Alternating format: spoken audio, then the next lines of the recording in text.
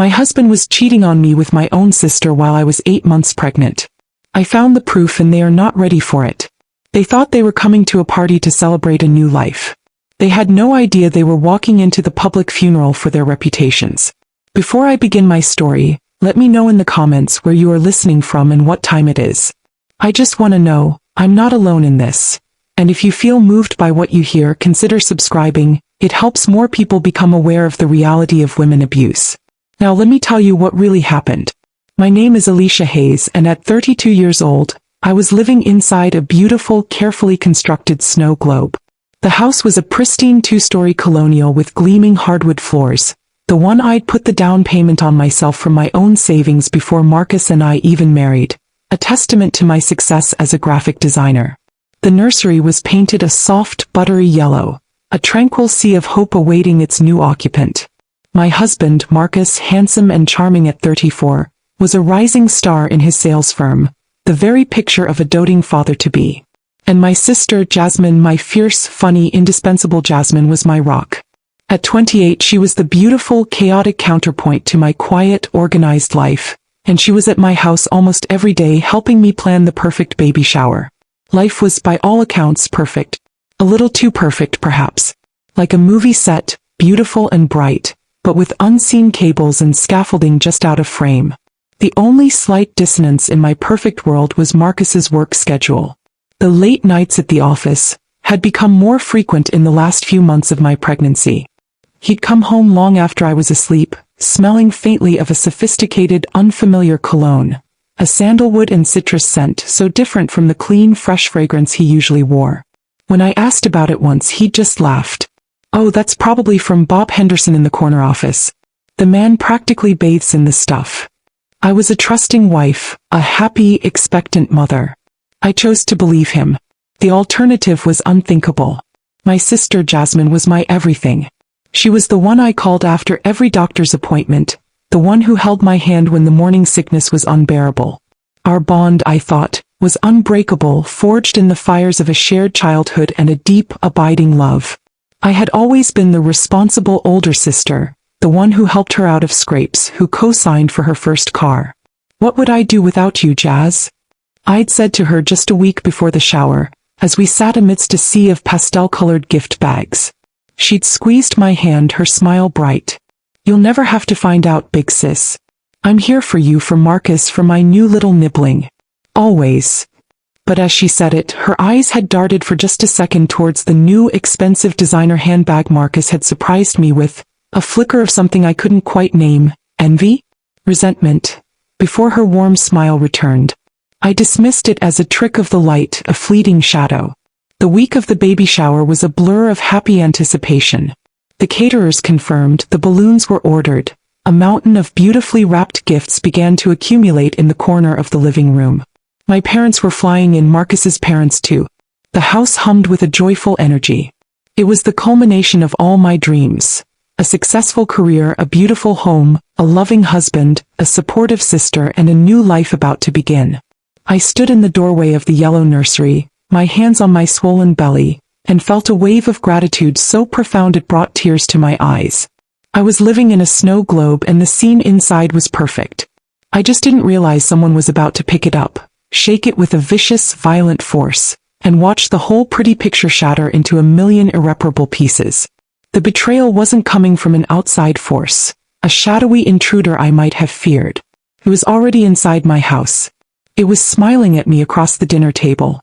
It was sleeping in my bed. And it was holding my hand, telling me it would be there for me always. The day before the baby shower was a symphony of last-minute preparations. The floral arrangements arrived, filling the house with the sweet scent of lilies and roses. My best friend Maya came over to help me arrange the gift table.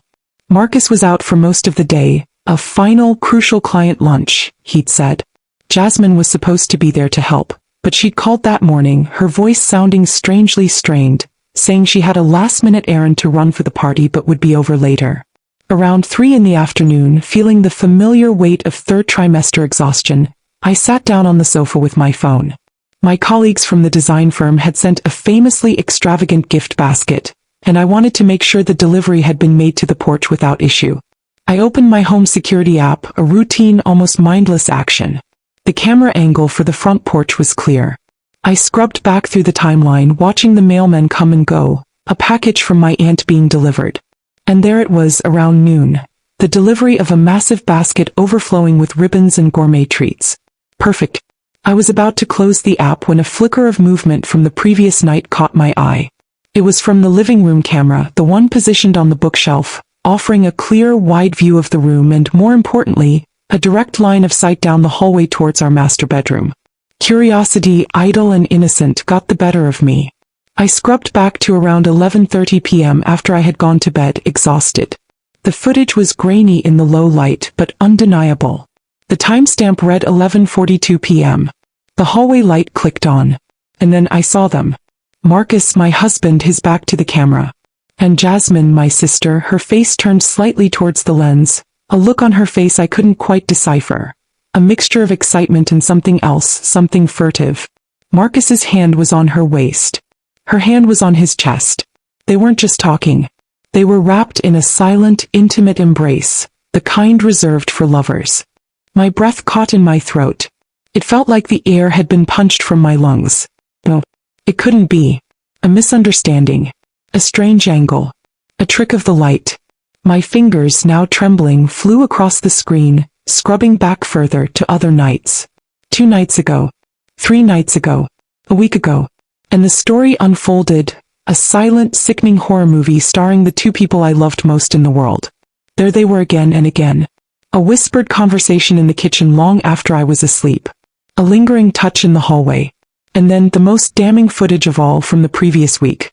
The living room camera again. Timestamp. 1:17 a.m. Marcus in his pajama pants. Jasmine in a silk robe I'd never seen before. They weren't talking. They were kissing. A deep, passionate, lingering kiss that spoke not of a fleeting mistake, but of a long-standing, comfortable intimacy. And then, his arm around her, they disappeared together down the hallway into the master bedroom. My bedroom. Our bed. The phone slipped from my numb fingers, clattering onto the hardwood floor. A sound, a small, sharp crack, echoed in the silent house, a sound that mirrored the shattering of my entire world. The betrayal was so profound, so absolute, it defied comprehension. My husband, my sister, my best friend, the one who had held my hair back during morning sickness, who had helped me pick out paint colors for the nursery, who had listened to my fears and dreams about becoming a mother. All of it a lie. Their concern, their love, their support. It was all a grotesque performance, a charade they played while I, the pregnant, trusting fool, slept just a few feet away. Every late night at the office, every business trip Marcus had taken, every errand Jasmine had run, it all replayed in my mind, now cast in a sinister, ugly new light. The little inconsistencies, the strained notes in their voices, the things my trusting heart had so readily dismissed, now coalesced into a monstrous, undeniable truth. I stumbled into the nursery, my hand pressed against my swollen belly, a wave of nausea so intense it almost buckled my knees. The room, once a symbol of my deepest joy and hope, now felt like a mausoleum. The soft yellow walls, the little rocking chair, the tiny onesies folded neatly in the dresser. It was all built on a foundation of lies. This perfect life, this perfect family I thought I was creating for my child, was a sham. The initial shock, the raw, searing pain of a doubly broken heart, was a physical thing. It was a pressure in my chest, a roaring in my ears. I wanted to scream, to smash things, to call them both and unleash a torrent of rage and pain. But then, as I looked at the small, empty crib, a different feeling began to surface, pushing through the agony. It was a cold, quiet, and utterly ferocious fury. A mother's fury. They had done this in my home. They had done this while I carried their son, their nephew, their flesh and blood. They had made a mockery of my love, my trust, my pregnancy. They had treated me and the new life I was nurturing with a contempt so profound it was almost inhuman. They thought I was just a happy, oblivious incubator for their perfect family. They thought they could get away with it. They were wrong. Tomorrow was my baby shower. A celebration of new life. And I decided in that moment, with a clarity that was as cold and as sharp as a shard of broken glass, that it would be exactly that. The birth of my new life. And the public, spectacular death of theirs. For the next few hours I was a ghost in my own home, a vessel for a pain so immense it felt like it should have a physical weight. The festive pastel-colored decorations for the baby shower seemed to mock me from every corner. The mountain of beautifully wrapped gifts in the living room looked like a funeral pyre for my dead marriage, my dead relationship with my sister. My first instinct was to burn it all down. To call my parents, to call Marcus's parents, to call every single person on the guest list and unleash the ugly, devastating truth. I wanted to scream, to rage, to make them feel a fraction of the agony that was tearing me apart. But as I sat on the floor of the yellow nursery, my back against the crib that would soon hold my son, a different instinct began to take over. It was the part of me that had spent years as a graphic designer, a creator of clean, logical systems. The part of me that valued precision, strategy, and undeniable proof. A hysterical, tearful phone call would be messy. It would be my word against theirs. And I knew them. I knew how they would react. They would deny it. They would gaslight me. They would call me emotional, hormonal, a crazy pregnant woman seeing things that weren't there. They would twist my pain into a performance of my own instability. No, that would not do. My heartbreak, a wild, raging storm, began to cool, to crystallize into something sharp, cold, and diamond hard. A plan. A plan for a revenge so complete, so public, so irrefutable, that they would have nowhere to hide. The baby shower was their stage, a celebration of their perfect family. I would not cancel it. I would let them perform upon it right up until the final devastating act. And I would be the director. I retrieved my phone from where it had fallen, my hand surprisingly steady. I went back to the security footage, my heart a cold, methodical drum. I wasn't just a weeping wife anymore. I was an archivist, a prosecutor, gathering evidence. I found the most damning clips. The 1:17 a.m. kiss in the hallway, clear, passionate, undeniable. The footage of them sneaking into my bedroom together. A clip from a week earlier in the kitchen, where Marcus's hands lingered on Jasmine's waist for a moment too long, his back to the camera, her face for a split second holding a look of smug, secret satisfaction. With the dispassionate precision of a designer working on a difficult project, I began to work. I downloaded the clips. I used the simple video editing software on my laptop, a tool I knew as well as my own name. I wasn't interested in fancy effects or dramatic music. I just needed the truth, unvarnished and brutal. I stitched the clips together. A chronological montage of their betrayal. The hallway embrace. The stolen kiss. The secret entry into my bedroom. I ended it with a simple, stark title card I created myself. Just white text on a black screen. Congratulations, Marcus and Jasmine. I exported the final video, a short 1-minute horror film, and saved it to my desktop under a simple, misleading name, Gender Reveal Surprise. The fury, I realized, was a powerful anesthetic. It numbed the pain, replaced the tears with a chilling, focused energy. They thought I was fragile, emotional. They had no idea that beneath the surface of the happy, expectant mother was a woman of immense control. A woman who could compartmentalize her own shattering grief to orchestrate their downfall. The final piece of my plan required an ally. I couldn't do this alone. I needed a witness, an anchor, someone to stand by my side when the inevitable explosion occurred. I scrolled through my contacts and found her name, Maya. My best friend since college. A woman with a spine of steel and a fierce, unwavering loyalty. I called her. Alicia, hey, getting excited for tomorrow?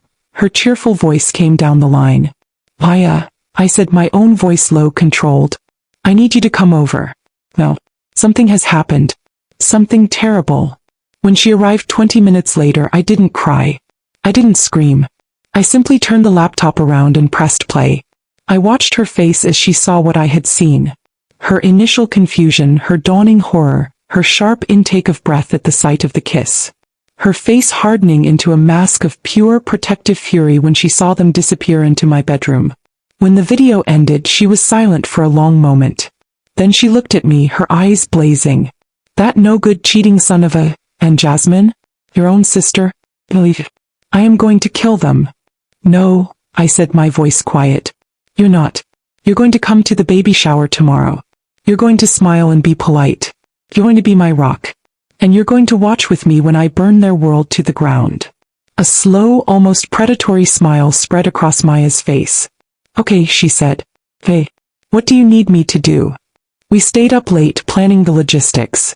She would bring a small, discreet USB drive with a copy of the video just in case. She would stand near the television ready to help me connect the laptop. She would be the one to call a taxi for me when it was all over, to get me and my overnight bag safely to her place. She would be my witness, my getaway driver. As she left, she hugged me tight. "Are you sure you can do this, Alicia?" she whispered. I looked at the closed door of the nursery, at the soft yellow walls, at the small, perfect world I had built on a foundation of lies. "I have to," I said, my voice hard as stone. "For my baby. For me. They think they can humiliate me in private and celebrate in public.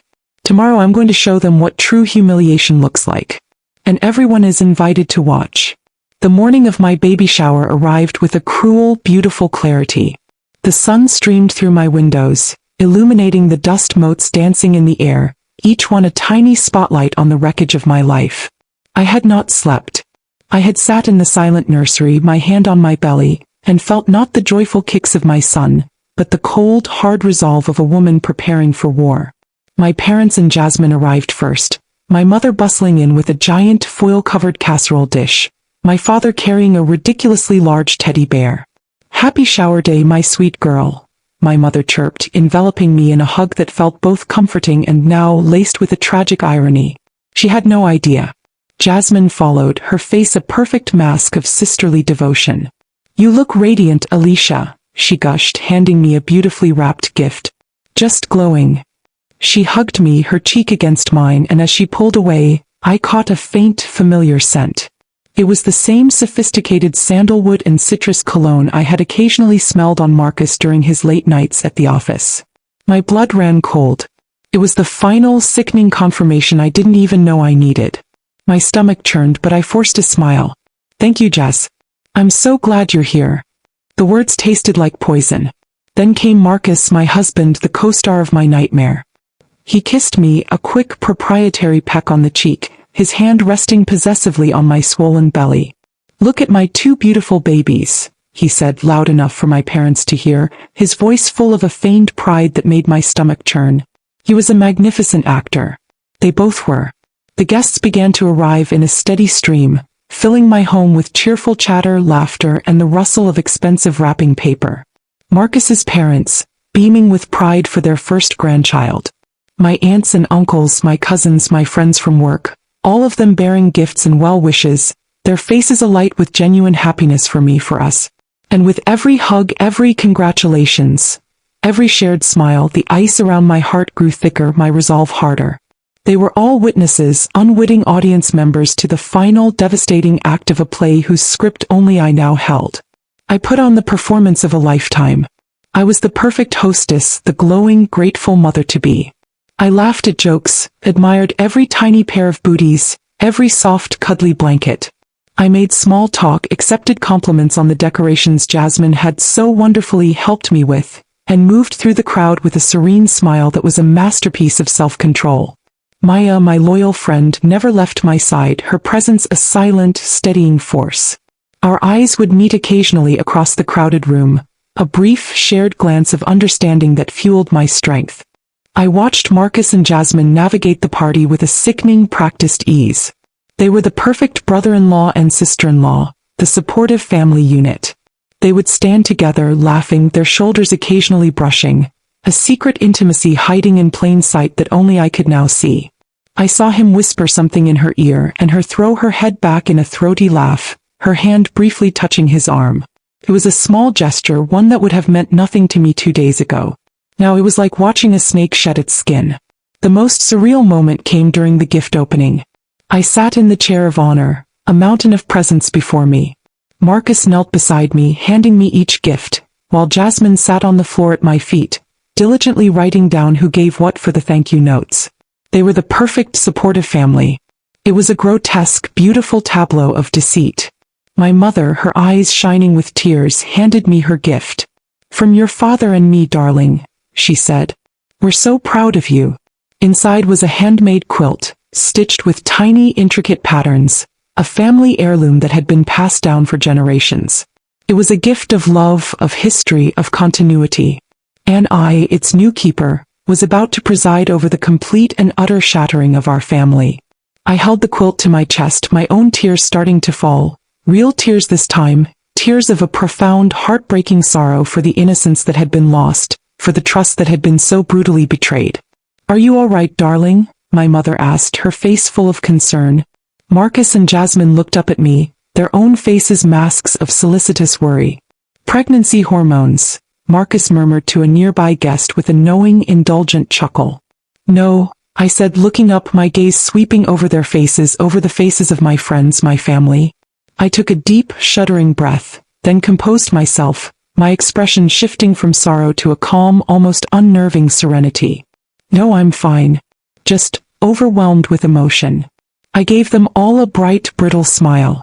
"And speaking of being overwhelmed, I think it's time for our little gender reveal surprise, don't you?" A cheer went up from the crowd. Marcus and Jasmine beamed, their performance reaching its crescendo. They had no idea. They thought this was their moment of triumph, the final, perfect scene in their domestic play. They had no idea that the curtain was about to fall, and the stage was about to be consumed by fire. My fire. The air in my living room crackled with anticipation. The guests, full of cake and cheerful speculation, gathered around the large flat-screen television above the fireplace.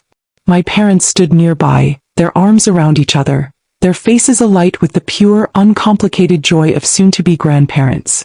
Marcus's parents were beaming, ready to learn if their family name would be carried on by a boy. And Marcus and Jasmine, my two betrayers, positioned themselves on either side of me, playing their roles to perfection. Marcus's hand rested on my shoulder, a gesture of proud ownership. Jasmine squeezed my arm, whispering, "I'm so excited for you, Alicia. I can't wait to find out if I'm getting a nephew or a niece." Her hypocrisy was so breathtaking, so audacious, it almost made me laugh. Maya, my loyal friend, stood near the entertainment center, giving me a small, almost imperceptible nod. The laptop was connected. The video file was ready. All I had to do was press play. "All right, everyone," I announced, my voice surprisingly clear and steady, resonating through the hushed room. "Thank you all for being here to share this incredibly special day with us. Marcus and I are so excited to finally share our big news." I looked at my husband, my sister, their faces glowing with fake affection, and I felt a wave of icy calm wash over me. The pain was still there, a hot, agonizing core deep within me, but it was now encased in a thick layer of righteous fury. "Instead of balloons or a cake," I continued, my gaze sweeping across the expectant faces of my family and friends, "I put together a little video. It reveals a very big secret, one that will certainly change our family forever."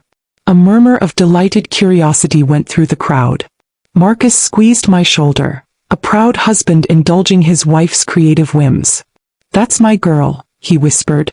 "Always so clever."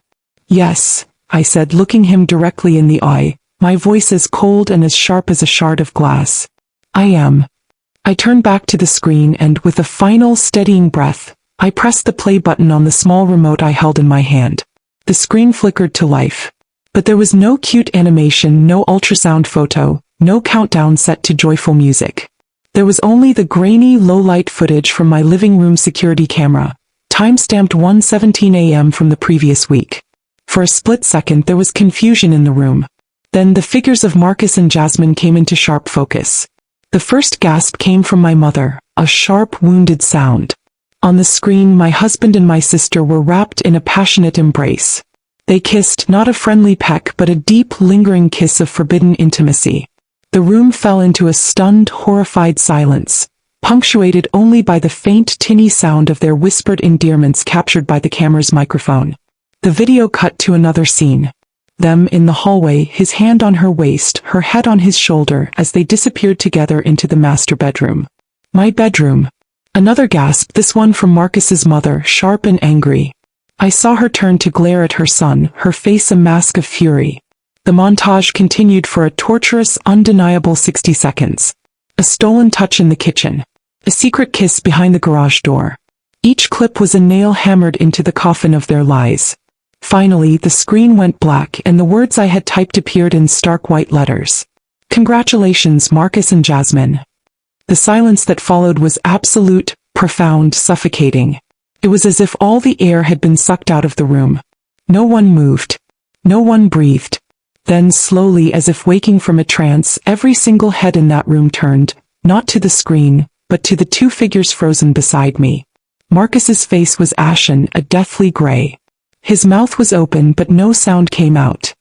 His hand, which had been resting on my shoulder, had dropped to his side as if he'd been burned. Jasmine was even worse. Her face was a grotesque mask of pure, unadulterated terror, her skin a waxy, translucent white, her eyes wide with the horror of a creature caught in the unforgiving glare of a hunter's spotlight. My father was the first to move.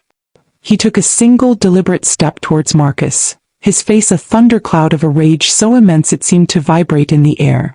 My mother just stared at Jasmine, her own daughter, with an expression of such profound, heartbreaking disappointment that it was almost harder to watch than the betrayal itself. Then the chaos erupted. Marcus's father let out a roar of pure fury, pointing a trembling finger at his son. "You did this? In her house? While she's carrying your child?" Jasmine's own friends were staring at her with looks of disgust, backing away as if she were contagious. The room, which had been filled with so much joy just moments before, was now a courtroom, and the verdict had just been delivered in high definition for all to see. Marcus finally found his voice, a pathetic, stammering whisper. "Alicia, it's not, we can explain." Jasmine just stood there, her body trembling, silent tears of pure, panicked shame beginning to stream down her face. I looked at them both, at the wreckage of their deceit, at the shattered faces of our families. And I felt nothing. The pain, the rage, it had all been poured into that video, into that single decisive act of truth-telling. Now there was only a cold, empty calm. My performance was over.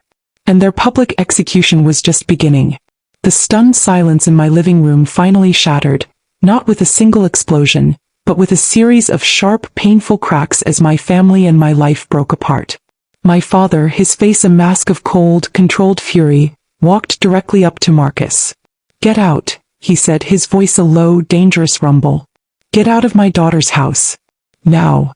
But then something I hadn't anticipated, something that showed me the true, insidious depth of their arrogance happened. Marcus's mother, her face a mixture of shame and a fierce, misguided maternal protectiveness, stepped between them.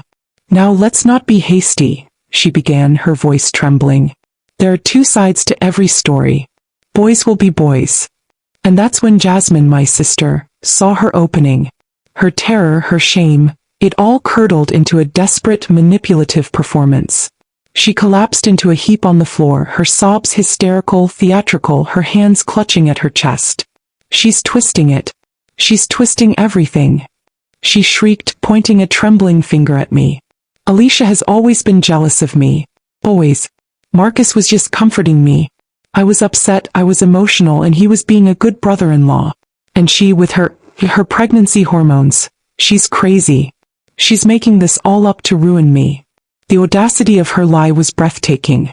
Marcus, seeing his own mother move to defend him, seized on the narrative Jasmine was so brilliantly, so despicably spinning. He rushed to Jasmine's side, helping her up, playing the part of the noble, long-suffering husband. "See," he said to the fractured room, his voice full of a pained, martyred sincerity. "See what I have to deal with? Her paranoia, her accusations. I was just talking to my sister-in-law. She's been so supportive during this difficult time. Alicia she gets these ideas in her head." The room, which had been so united in its horror just moments before, now fractured completely. My parents, my loyal friend Maya, a few of my closest cousins, rushed to my side, their faces blazing with protective fury. But Marcus's family, his parents, his brother, his aunts and uncles, began to close ranks around him. I could see it in their eyes. The desperate need to believe a less monstrous version of the truth, to save face, to protect their own. I heard his aunt whisper, "Well, pregnant women can be very emotional." His father gave me a hard, accusatory look, as if I were the one who had brought this shame upon their family by making it public. They weren't denying the video, they were attacking me for showing it. My baby shower, my celebration of new life, devolved into a shouting match. Accusations flew across the room. My father was yelling at Marcus's father. My mother was weeping, looking at Jasmine with an expression of utter betrayal. Friends, caught in the crossfire, began to make hasty, awkward exits, their eyes full of pity and embarrassment. It was Maya who finally got me out of there. She packed an overnight bag for me with a ruthless efficiency, grabbed my purse and steered me through the wreckage of my own party, my own life, leaving the two warring factions of my family to tear each other apart. In the end, I won the war, if you could call it that. The video evidence was undeniable, at least for any impartial observer. The divorce was swift and brutal. The house, which I had bought with my own money before our marriage and had insisted on keeping solely in my name, a decision my younger self had made for reasons of financial prudence that my older self now saw as a divine intervention, remained mine. Marcus was forced to move out, his legal attempts to claim a share thwarted by the very clear evidence of his adultery. Jasmine became a ghost. Our parents, heartbroken, were forced to choose sides. My relationship with her is gone, a casualty of her jealousy and his weakness. I hear she has moved to another state, her reputation in our community shattered beyond repair among those who know the truth. But the victory feels hollow, achingly so. I kept the house, yes. I have my beautiful baby boy, my sweet little Noah, who is my entire world. But I lost so much more. I lost the sister I thought was my best friend. I lost the husband I loved. And I lost parts of my extended family, the ones who chose to believe the comfortable lie over the ugly truth, who blamed me for the scandal instead of them for the sin. Some nights, after Noah is asleep, his small body warm against my chest, I sit alone in the quiet yellow nursery, the moonlight streaming through the window. I am strong. I am a survivor. I have my son, my home, my dignity. But the applause from my gender reveal surprise has long since faded, leaving only the quiet echoing silence of a family irrevocably broken. I won. I got my justice. But sometimes, in the dead of night, I wonder what exactly I was fighting for, and if the price of revealing my truth was worth the cost of my heart.